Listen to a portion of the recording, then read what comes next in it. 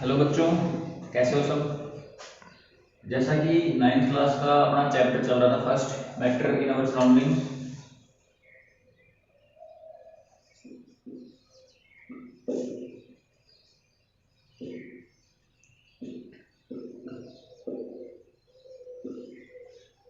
और मैटर और सराउंडिंग्स में हमने पढ़ गया था कल लेटेंट हीट तक कि लेटेंट हीट क्या होती है। ठीक है, सॉलिड लिक्विड जो मैटर की अवस्थाएं होती हैं, स्टेट होती हैं, क्या क्या उनके बीच की फिजिकल प्रॉपर्टी होती है, क्या उनके बीच में डिफरेंस पाया जाता है, वो सब हम डिस्कस कर चुके हैं पहले ही।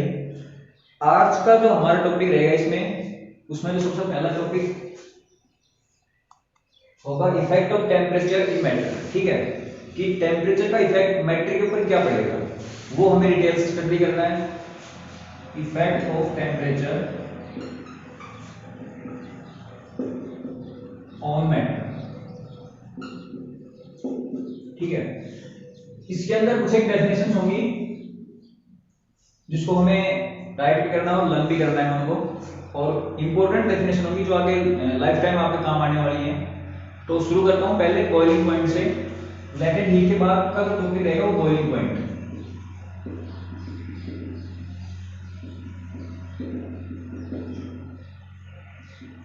बॉइलिंग पॉइंट क्या होता है कि कोई भी लिक्विड है, ठीक है, वो गैस के अंदर चेंज होना शुरू हो गया है, गर्म होते होते गैस के अंदर चेंज होना शुरू हो गया है, उसको हम बोलेंगे कि लिक्विड जहां जिस टेम्परेचर के ऊपर उबलना स्टार्ट हुआ है, बॉयल होना स्टार्ट हुआ है, उसको हम क्या बोलेंगे, बॉइलिंग पॉइंट। ठीक है, तो जो डेफिनेशन है वो क्या होगी, द टेम्परेचर एट विच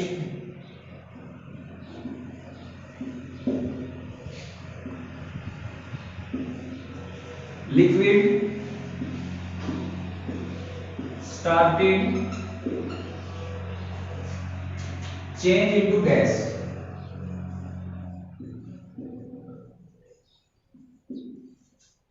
कोई भी लिक्विड गैस के अंदर जो चेंज होना स्टार्ट हो जाएगा उसको हम क्या बोलेंगे, बॉइलिंग पॉइंट बोलेंगे। वाटर के लिए जो बॉइलिंग पॉइंट होगा वो होगा 100 degree Celsius. For water boiling point is 100 degree Celsius. ठीक है, डिग्री सेल्सियस, सेल्सियस का मतलब क्या है, टेम्परेचर। टेम्परेचर की वैसे जो एसआई यूनिट होती है उसको हम केल्विन बोलते हैं। SI unit of temperature is kelvin and denoted by के।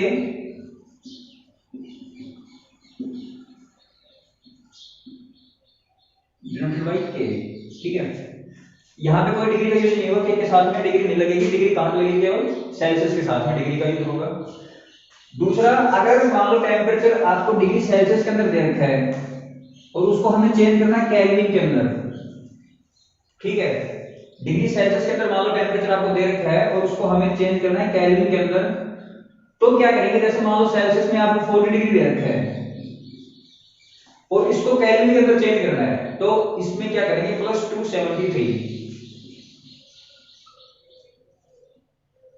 273 कर देंगे इसके साथ में, तो जो आंसर आएगा अपना वो क्या होगा, केल्विन के अंदर होगा। ठीक है, तो डिग्री सेल्सियस को केल्विन में चेंज करने के लिए क्या करेंगे, 273 ऐड करेंगे उसमें। 0 डिग्री जो सेल्सियस होता है ना, वो आपका 273.15 केल्विन के बराबर होता है, तो इसकी एग्जैक्ट वैल्यू होती है ये। 0 degree Celsius is equal to 273.15 kelvin, इसके बराबर होता है। लेकिन कैलकुलेशन को थोड़ा सा इजी बनाने के लिए, आसान बनाने के लिए हम क्या करते हैं, 0.15 को हटा देते हैं। ठीक है, 0.15 हटाने के बाद क्या बचता है, 273, और सीधे सीधे जो कैलकुलेशन होती है वो सारी इजी हो जाती है। तो ये बात यहां से ध्यान रखनी है कि 0 डिग्री सेल्सियस हो 273 केल्विन के बराबर होता है। किसी भी सेल्सियस को केल्विन के अंदर चेंज करना है, प्लस 273 करना है, और अगर केल्विन को डिग्री सेल्सियस के अंदर चेंज करना है, ठीक है, अगर केल्विन को डिग्री सेल्सियस के अंदर चेंज करना है तो क्या करना है, -273। समझ गए, उल्टा करना है, डिग्री सेल्सियस को केल्विन में चेंज करना है तो +273, केल्विन को डिग्री सेल्सियस के अंदर चेंज करना है तो -273। समझ गए, तो ये बात यहाँ से ध्यान रखनी है। ऐसा यूनिट क्या है उसकी? केल्विन टेम्परेचर की है। तो boiling point of water is 100 degree Celsius, ठीक है। इसके बाद जो अगली डेफिनेशन है मेल्टिंग पॉइंट, वो नोट करेंगे।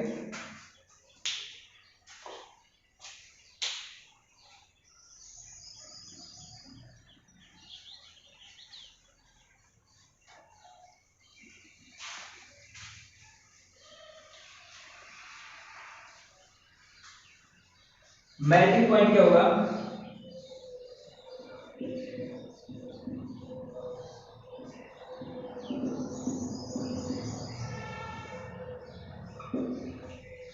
मेल्ट का मतलब क्या होता है? पिघलना। जैसे मान लो आइस थी, आइस को आपने बाहर निकाला फ्रिज से, तो क्या हो जाएगी? मेल्ट होनी स्टार्ट हो जाएगी। तो आइस पहले किस फॉर्म में थी? सॉलिड फॉर्म में, और सॉलिड फॉर्म में थी, बाहर निकालते ही जैसे मेल्ट होना स्टार्ट हो गई। इसका मतलब क्या हो रहा है? लिक्विड में चेंज हो रहा है। यानी ऐसा टेम्परेचर जिसपे कोई सॉलिड लिक्विड के अंदर चेंज होना स्टार्ट हो जाएगा, उसको हम क्या बोलेंगे? Melting point. The temperature at which any solid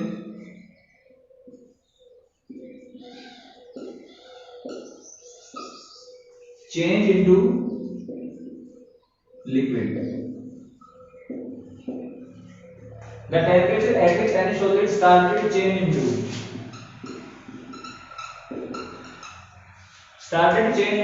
liquid is called melting point.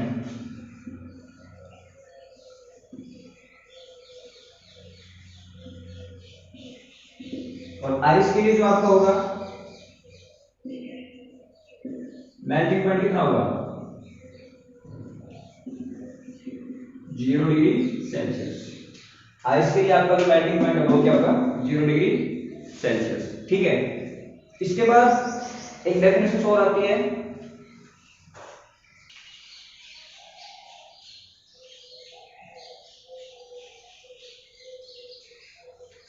Sublimation देखेंगे।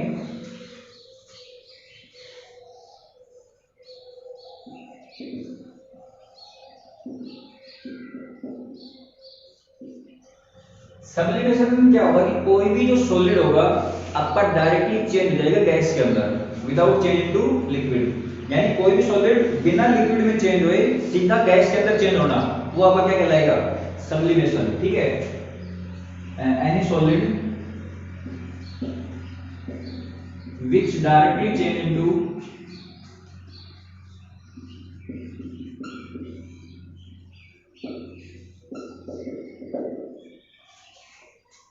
gas is called sublimation।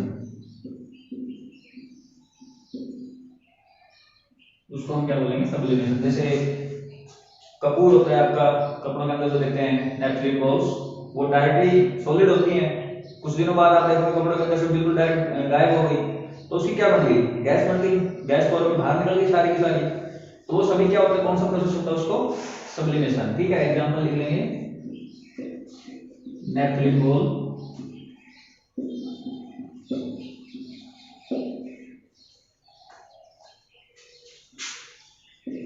कंकूर, ये भी सीधा किसमें चेंज होगा? गैस में चेंज होगा, ठीक है। तो ये सब कुछ एक डेफिनेशन थी जिसमें टेम्परेचर का इफेक्ट कर रहा था कि लिक्विड को गर्म करेंगे तो क्या होगा, सॉलिड को गर्म करेंगे तो किसमें चेंज होगा, और गैस को अगर हम गर्म करेंगे तो क्या होगा, ठीक है। तो सॉलिड को गर्म किया, लिक्विड में चेंज, लिक्विड को दोबारा गर्म किया, गैस के अंदर change.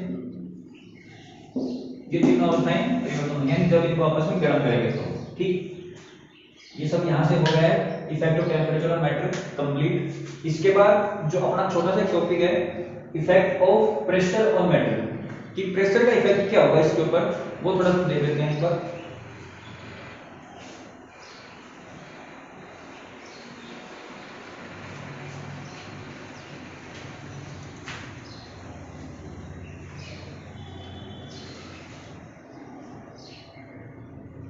Effect of pressure on matter, ठीक है। प्रेशर के ऊपर क्या इफेक्ट होगा? जैसे मान लो तीनों अवस्थाएं अपने पास, एक बीकर लेते हैं,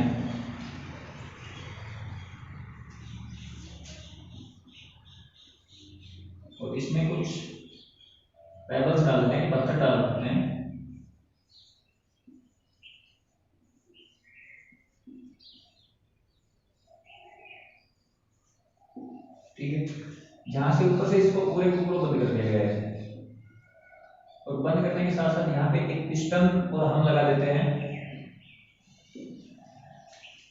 सॉलिड लिया, सॉलिड में क्या किया हमने, कुछ एक स्टोन लिए, पत्थर लिए, पत्थर लेने के बाद पूरे पिस्टन को ऊपर से क्या कर दिया, बंद कर दिया है, और यहाँ पे एक पिस्टन लगा दिया है।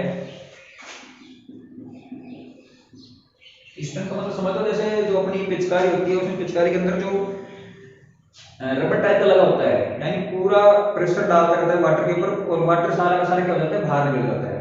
तो पिस्टन जो टोटल काम करता है, क्या करता है कि पानी को टोटल बाहर निकालने का काम पिस्टन के द्वारा किया जाता है।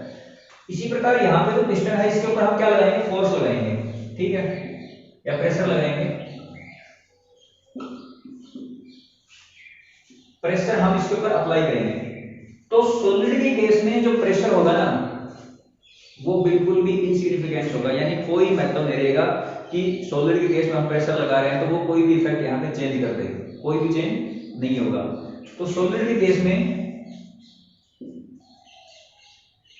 In case of solid, pressure does not significance.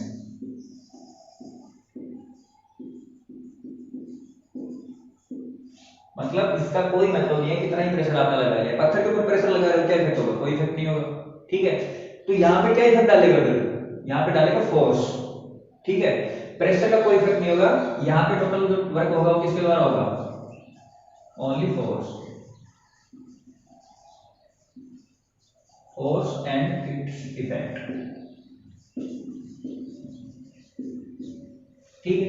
तो यहां से तो प्रेशर की कोई बात नहीं हुई, और प्रेशर और फोर्स दोनों अलग अलग क्वांटिटी हैं, समझ गए, वो अभी हमें डिटेल से पढ़ना आगे चैप्टर में। तो प्रेशर और जो फोर्स है दोनों अलग अलग क्वांटिटी है। सॉलिड के ऊपर प्रेशर का कोई इफेक्ट नहीं होता है, इफेक्ट किसका होगा, ओनली और फोर्स या उसके जो भी इफेक्ट होंगे उसका सारा टोटल इफेक्ट होगा यहाँ पे। तो सॉलिड के केस में प्रेशर नॉट अप्लाई। अब बात करते हैं लिक्विड की, ठीक है। लिक्विड में लिया, और लिक्विड में जैसे मान लो पानी डाल दिया इसके अंदर, पानी डालने के बाद दोबारा से बीकर को ऊपर से क्या कर दिया है, बंद कर दिया है, और बंद करने के साथ साथ इसमें एक और क्या लगा दिया, दोबारा से पिस्टन लगा दिया है।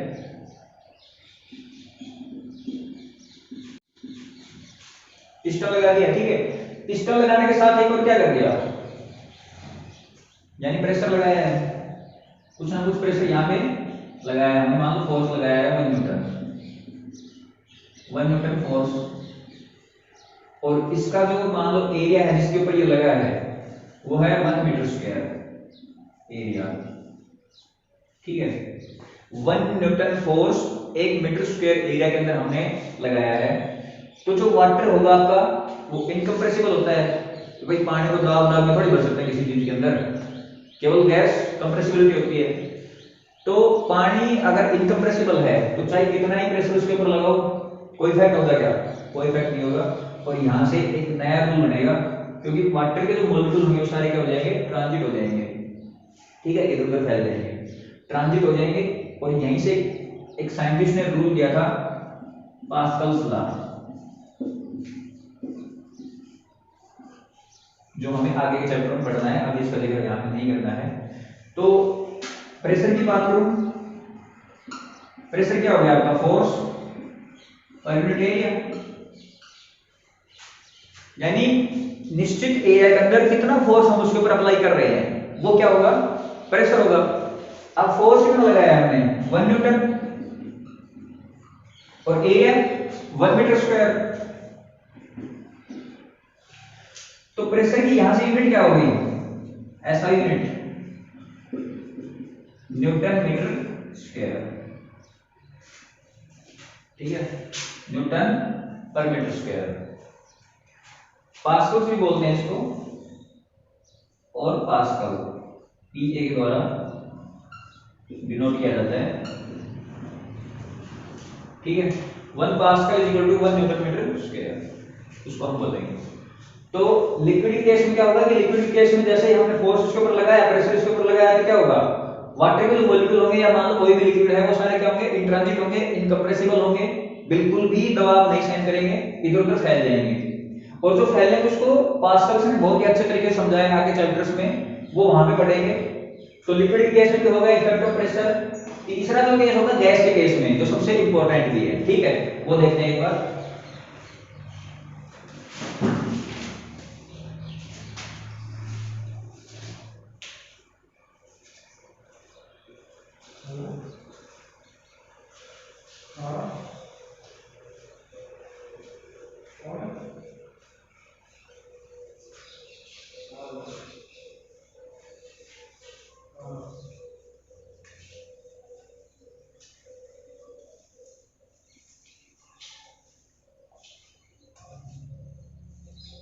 थर्ड केस,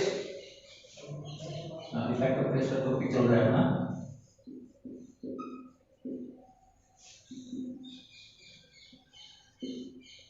ऑन मैटर, और इसके अंदर जो हमें पढ़ना है वो थर्ड केस पढ़ना है कि गैस के केस में किस प्रकार से जो मॉलिक्यूल्स होंगे वो किस प्रकार से आपके जो पार्टिकल्स होंगे मूवमेंट करेंगे, ठीक है, जब हम उसके ऊपर क्या कर रहे हैं, प्रेशर अप्लाई कर रहे हैं थोड़ा बहुत या ज्यादा मात्रा के अंदर कर रहे हैं, तो क्या इफेक्ट होगा वो हमें डिटेल से स्टडी करना है यहां पे। जैसे मान लो बीकर के अंदर इन the case of gas,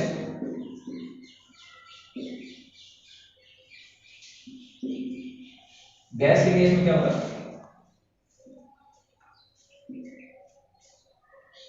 gas के पार्टिकल्स हैं यहाँ पे, ठीक है, दूर दूर होते हैं बिल्कुल, और बीकर को ऊपर से क्या कर दिया है, दोबारा से बंद कर दिया है, और पिस्टन यहां भी लगा दिया है, ठीक है, और गैस के जो मॉलिक्यूल्स हैं क्या है, दूर दूर हैं। जब प्रेशर इंक्रीज करेंगे और टेम्परेचर आपका डिक्रीज करेंगे, ठीक है, इस केस के अंदर जब प्रेशर को क्या करेंगे, इंक्रीज करेंगे, और टेम्परेचर को हम क्या करेंगे, डिक्रीज करेंगे, तो क्या होगा, ठीक है, व्हेन वी इंक्रीज प्रेशर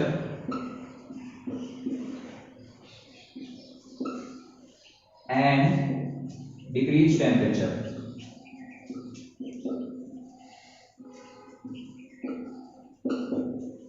जब प्रेशर को हमने क्या किया, इंक्रीज किया, लगातार करते जा रहे हैं, बढ़ते जा रहे हैं, और टेम्परेचर क्या कर रहे हैं, डिक्रीज कर रहे हैं, मतलब थोड़ा कम कर रहे हैं, तो क्या होगा, एक ऐसी स्टेट होगी जिसमें गैस आपकी लिक्विड के अंदर चेंज हो जाएगी, यानी प्रेशर उसके ऊपर लगा रखा है और टेम्परेचर बिल्कुल भी नहीं बढ़ा रहे हैं, तो एक ऐसी स्टेज आएगी जिसमें गैस के जो मॉलिक्यूल्स होंगे वो लिक्विड के अंदर चेंज होना स्टार्ट हो जाएंगे धीरे धीरे, ठीक है, और जैसे ही मान लो हमने प्रेशर हटा दिया, दोबारा से जो गैस लिक्विड होना चेंज होगी तो दोबारा से गैस के अंदर चेंज हो जाएगी। समझ गया नहीं समझ इस बात को भाई, जब तक हम गैस के मॉलिक्यूल्स के ऊपर प्रेशर लगा रहे हैं, ठीक है, तो गैस के जो मॉलिक्यूल थे वो स्टार्ट हो गए लिक्विड के अंदर चेंज होना, ठीक, अब लिक्विड के अंदर चेंज होना स्टार्ट हो गया, हमने जैसे तुरंत यहां से प्रेशर हटा दिया तो जो लिक्विड चेंज हुआ था ना वो डायरेक्टली आपको दोबारा किस में हो जाएगा, गैस के अंदर चेंज हो जाएगा, ठीक है, तो ध्यान दे रहे कि प्रेशर बिल्कुल भी हटाना नहीं है, यानी इंक्रीज करते रहना है, और एक स्टेज ऐसी आएगी यहां पे जिसको हम क्या बोलेंगे, इक्विलिब्रियम स्टेट।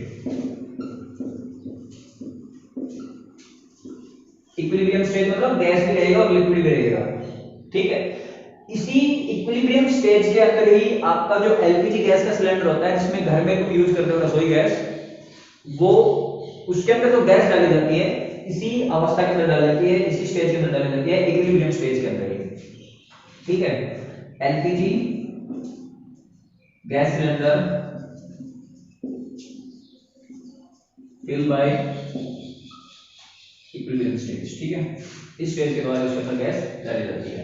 तो क्या होगा, जैसे जैसे टेम्परेचर क्या किया, कम किया, और प्रेशर हमने क्या किया, बढ़ाया है, तो गैस एक ऐसी स्टेज के अंदर आ जाएगी इक्विलिब्रियम स्टेज के अंदर जिसमें सॉलिड भी होगा, सॉरी गैस भी होगी और लिक्विड भी होगा, उसी स्टेज को हम क्या बोलेंगे, इक्विलिब्रियम स्टेज बोलेंगे, और इक्विलिब्रियम स्टेज के अंदर ही जो गैस होती है, जो गैस के पार्टिकल्स होते हैं लिक्विड अवस्था के अंदर होंगे और गैस में भी होंगे, उसी को हम गैस सिलेंडर के अंदर डाल सकते हैं, ठीक है। अब मान लो हमने प्रेशर और ज्यादा इंक्रीज कर दिया, ठीक है, मोर इंक्रीजिंग प्रेशर,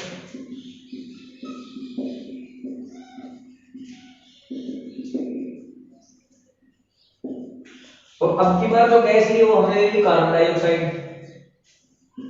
CO2, ठीक है। अब CO2 के ऊपर हम प्रेशर लगातार बढ़ाते जा रहे हैं, बढ़ाते जा रहे हैं, बढ़ाते जा रहे हैं, मोर प्रेशर के अंदर। तो CO2 के ऊपर यदि हम प्रेशर लगातार बढ़ाते जा रहे हैं तो CO2 आपकी किस में चेंज हो जाएगी, सॉलिड कार्बन डाइऑक्साइड के अंदर, ठीक, सॉलिड कार्बन डाइऑक्साइड, और इसको हम क्या बोलते हैं, ड्राई आइस। जो आपकी नॉर्मल वाटर वाली आइस होती है ना, उससे भी कहीं ज्यादा बहुत ठंडी होती है ड्राई आइस, ठीक है। ड्रग्स वगैरह इस्तेमाल जो बनाए जाते हैं उसके अंदर इसका यूज किया जाता है सॉलिड कार्बन डाइऑक्साइड का। तो प्रेशर का जो चैप्टर था यहाँ पे, इन the case of gas, liquid, solid बताया हमने। सॉलिड के अंदर प्रेशर का इफेक्ट बिल्कुल भी नहीं होगा, लिक्विड के अंदर थोड़ा बहुत इफेक्ट होगा, जिसमें हम पास्कल्स लॉ में आगे पढ़ना है। और सबसे ज्यादा जो इफेक्ट होगा आपका कहाँ पे होगा, गैस के अंदर, कि गैस के जो पार्टिकल्स होंगे, जैसे जैसे हम प्रेशर को इंक्रीज करते जाएंगे और टेम्परेचर लगातार डिक्रीज करते जा रहे हैं, तो गैस एक ऐसी स्टेज के अंदर आ जाएगी, इक्विलिब्रियम स्टेज के अंदर आ जाएगी, जहां पे गैस भी और लिक्विड भी दोनों एक साथ मिलेंगे। इसी अवस्था के अंदर हम उस गैस को गैस सिलेंडर के अंदर डाल सकते हैं। दूसरा, यदि मान लो in the case of carbon dioxide, ठीक है, कार्बन डाइऑक्साइड के केस में क्या होगा कि कार्बन डाइऑक्साइड केस में प्रेशर को हम लगातार इंक्रीज करते जा रहे हैं, टेम्परेचर नहीं बढ़ा रहे हैं, तो क्या होगा कि कार्बन डाइऑक्साइड जो है आपकी सॉलिड कार्बन डाइऑक्साइड के अंदर चेंज हो जाएगी, और सॉलिड कार्बन डाइऑक्साइड के अंदर चेंज होने से क्या होगा, उसका हम यूज कर लेंगे ड्राई आइस के रूप में, ठीक है। और ड्राई आइस का यूज कहां करेंगे, इन द ड्रग्स फॉर्मेशन के अंदर, समझिए। अब लास्ट टॉपिक है इस चैप्टर का, इवापोरेशन, वो कर लेते हैं।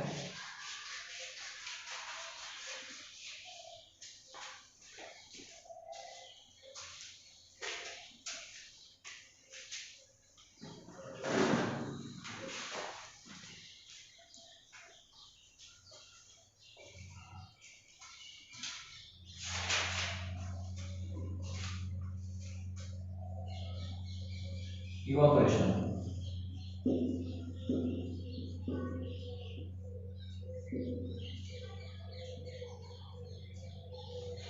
इवापोरेशन क्या होता है, इवापोरेशन पढ़ने से पहले बॉइलिंग पॉइंट में, इसमें बॉइलिंग में और इवापोरेशन में दोनों में डिफरेंस देखेंगे क्या होता है, ठीक है। इवापोरेशन पढ़ने के साथ साथ क्या करेंगे, बॉइलिंग में और इवापोरेशन में दोनों के अंदर थोड़ा सा डिफरेंस देख लेते हैं कि बॉइलिंग और इवापोरेशन होता क्या है, ठीक। तो बॉइलिंग जो होगा आपका, वो पूरा क्या है, साइंटिफिक प्रोसेस है, ठीक है, कुछ ना कुछ साइंस वहां से निकलती है बॉइलिंग के अंदर, साइंटिफिक प्रोसेस, ठीक है। तो इवापोरेशन क्या होगा, नेचुरल प्रोसेस, ठीक है। इवापोरेशन क्या है, नेचुरल प्रोसेस, यानी अपने आप होता है नेचर के अंदर, इसको हमें करना पड़ता है। सेकंड, मान लो किसी बर्तन के अंदर हमने वाटर लिया है, बर्तन के अंदर क्या लिया है, वाटर लिया है,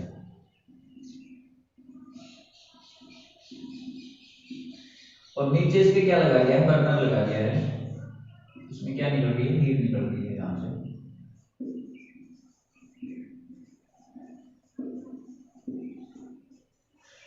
बर्नर चूल्हा लगा दिया नीचे, की ऑन अवस्था के अंदर चालू है बिल्कुल। जैसे ही हीट इसको मिलेगी, पानी को मिलेगी, पानी क्या होगा, गर्म होगा, तो यहाँ के पार्टिकल्स होंगे वो क्या होंगे, गर्म होकर के ऊपर की ओर उठेंगे, और ऊपर जो ठंडे पार्टिकल्स वो नीचे कर जाएंगे, ठीक है, फिर ये गर्म होंगे, फिर ये ऊपर की तरफ और फिर नीचे, यानी इस प्रकार से कंटिन्यू प्रोसेस चलता रहेगा। जैसे हमारा जो इलेक्ट्रिक रोड होती है वो पानी को गर्म करती रहती है, ठीक है, या फिर हम मान लो चाय वगैरह बनाते हैं गैस के ऊपर रख करके, तो वो सब इसी प्रोसेस के अंदर होता है, ठीक है। तो इसका मतलब ये है कि ये पूरा का पूरा सिस्टम क्या हो रहा है, हीट हो रहा है, ठीक है। और पूरा का पूरा सिस्टम अगर हीट हो रहा है और हमने लगातार हीट इसको दे रहे हैं, तो एक स्टेज ऐसी आएगी ना, यहाँ पे भी क्या होगा, सारा पानी ऊपर की तरफ उठ जाएगा वापस के रूप में, ठीक है। तो वेपर के रूप में पानी कब होगा, जब पूरा का पूरा सिस्टम क्या हो गया, आपका हीट हो गया है, समझ गए। तो इसमें पूरा सिस्टम वर्क करेगा एक साथ। लेकिन यहाँ पे जैसे मान लो अब की बार थोड़ा बर्तन बड़ा है अपने पास, ठीक है, और यहाँ वाटर है,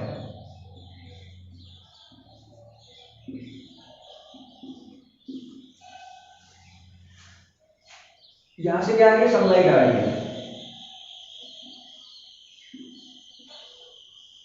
सूर्य से किरणें आ रही हैं। अब सूर्य से किरणें आएंगी तो क्या करेंगी, ऊपर वाले जो सराउंडिंग होगी, ऊपर वाले जो लेयर होगी, इसको क्या करेंगे, हीट करेंगे, है ना। ऊपर वाले लेयर इसको हीट करेंगी और यहाँ ये पार्टिकल एक दूसरे से क्या होंगे, मिले हुए होंगे,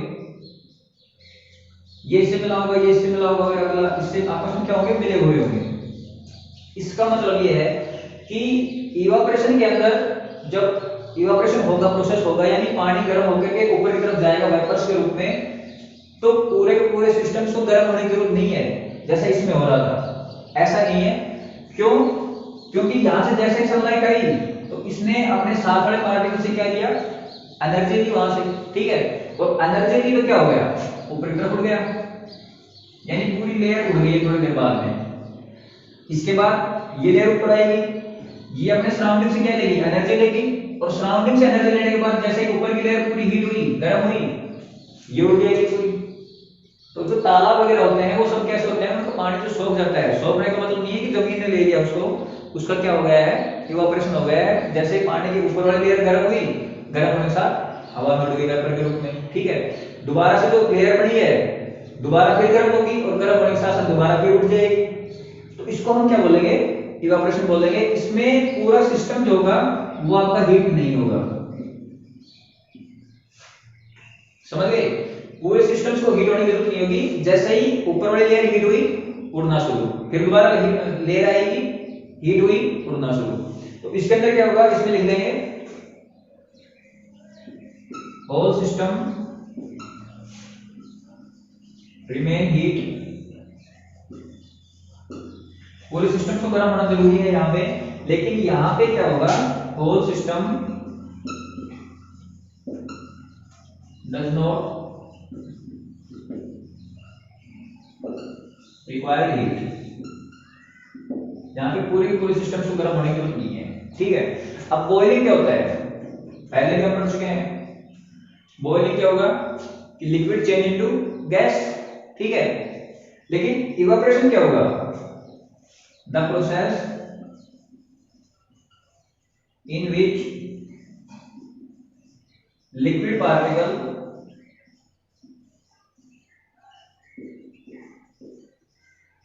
evaporate, the process in which liquid particle get evaporate with the help of surrounding particles।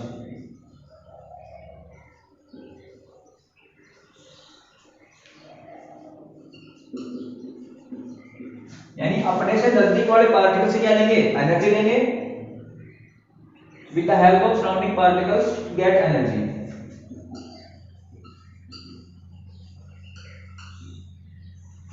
अपने से साथ वाले पार्टिकल से क्या लेंगे, एनर्जी लेंगे, और एनर्जी लेंगे तो क्या करेंगे, ऊपर की तरफ उड़ जाएंगे, हवा में चलना स्टार्ट हो जाएगा। उसको हम क्या बोलेंगे, इवापोरेशन बोलेंगे। अब इवापोरेशन और बॉइलिंग जो तीसरी चीज हो गई है, और फोर्थ क्या होगा, बॉइलिंग के अंदर जो टेम्परेचर आपका 100 डिग्री सेल्सियस होना बहुत ही जरूरी है, ठीक है। अगर वाटर का टेम्परेचर 100 डिग्री सेल्सियस नहीं है, इसका मतलब वो क्या होगा, बॉइल नहीं होगा, उबलेगा नहीं, समझ गए। यानी temperature must be 100 degree Celsius होना बहुत ही जरूरी है। लेकिन यहाँ पे क्या होगा, यहाँ पे तो 25 डिग्री सेल्सियस मान लो, आज का टेम्परेचर नॉर्मल मान लो 30 डिग्री सेल्सियस है, तो भी इवापोरेशन हो रहा है, नहीं हो रहा है, हो रहा है। तो यहाँ पे पानी को गर्म होने के लिए 100 डिग्री सेल्सियस की जरूरत नहीं होगी, ठीक है। नॉर्मल टेम्परेचर क्या होगा, नॉर्मल टेम्परेचर रिक्वायर्ड, यहाँ पे केवल आपको नॉर्मल टेम्परेचर की आवश्यकता होगी। तो इवापोरेशन में और बॉइलिंग के अंदर ये डिफरेंस थे। ठीक है, पहला क्या था कि साइंटिफिक प्रोसेस है, जहां से क्या होगी, हमें खुद को करना पड़ेगा, साइंस वहां से निकलेगी। दूसरा, पूरे का पूरा सिस्टम्स टेक पार्ट करेगा इसमें, यानी कि ये नहीं कि ऊपर वाला पार्टिकल गर्म होएगा, चल दिए ऊपर, फिर उस दोबारा ले आएगी, ऐसा नहीं होगा। पूरे पूरा जो लिक्विड है आपके पास वो गर्म होगा एक साथ, और गर्म होने के बाद में क्या होगा, धीरे धीरे वेपर के रूप में निकलना स्टार्ट होगा। Temperature must be 100 degree Celsius. Boiling के लिए आपको पता ही है कि वाटर का बॉइलिंग पॉइंट होता है, कितना होता है, 100 डिग्री सेल्सियस, तो वो होना बहुत ही जरूरी है। इवेपोरेशन में क्या होगा, बिल्कुल नेचुरल प्रोसेस होगा। ठीक है, whole system does not require heat, पूरे सिस्टम्स को हीट की आवश्यकता नहीं होगी। एक लेयर हीट हुई, बाहर निकल गई, दूसरी लेयर का नंबर आया, हीट हुई, फिर बाहर निकल गई। तो process in which liquid particle gate evaporate with the help of surrounding particle get energy. अपने नजदीक के पार्टिकल से क्या लेंगे, एनर्जी लेंगे, और एनर्जी लेके साथ साथ उड़ जाएंगे, उसको हम क्या बोलेंगे, इवेपोरेशन बोलेंगे।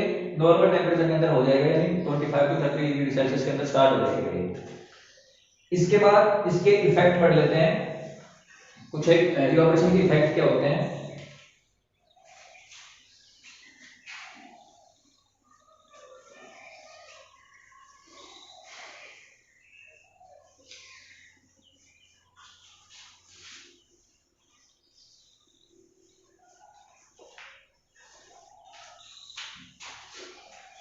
फैक्टर अफेक्टिंग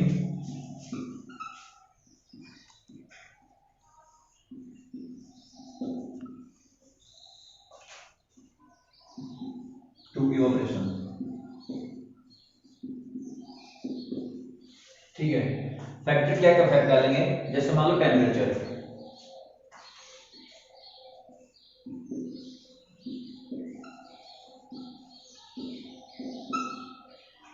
टेम्परेचर इंक्रीज होगा, टेम्परेचर अगर आपका इंक्रीज होगा तो क्या होगा, उसके साथ साथ इवेपोरेशन भी क्या होगा, इंक्रीज होगा।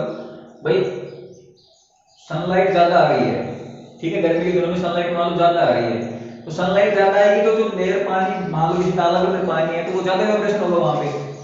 ठीक है, तो टेम्परेचर अगर ज्यादा है तो आपका इवेपोरेशन भी ज्यादा होगा, इवेपोरेशन इंक्रीज। दूसरा, पहला टेम्परेचर हो गया, सेकंड अगर वाइंड, ठीक है, स्पीड ऑफ वाइंड,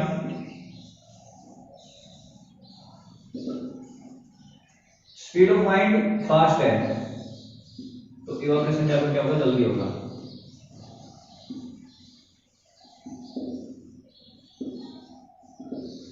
मान लो आपने कपड़े सुखा रखे हैं और हवा तेज गति से चल रही है, ठीक है, तो कपड़े क्या होंगे आपके, जल्दी सूख जाएंगे, क्योंकि जो वाटर वेपर होंगे, पहले तो कपड़े के ऊपर जो पानी होगा वो सारा निकल जाएगा बाहर इवेपोरेशन के रूप में, उसके बाद जो फैब्रिक के रूप में जो पानी होगा वो सारा निकलेगा।